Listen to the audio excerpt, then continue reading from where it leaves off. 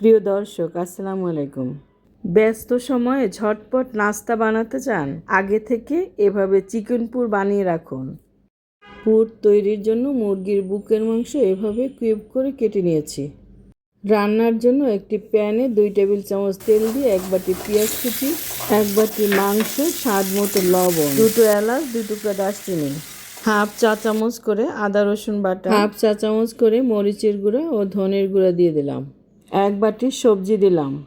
সব কিছু ভালোভাবে নেড়ে রান্না করে নিচ্ছি। এভাবে আগে থেকে পুর তৈরি করে রাখলে যখন খুশি রোল, পেটিস বা স্ন্যাক্স বানানো যায়। সময় বাঁচে আর কাজও অনেক সহজ হয়ে যায়।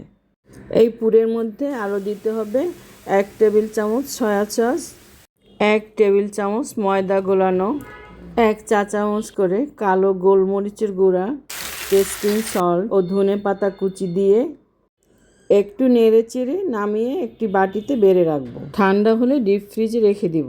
রেসিপি ভালো লাগলে লাইক, কমেন্ট ও শেয়ার করবেন।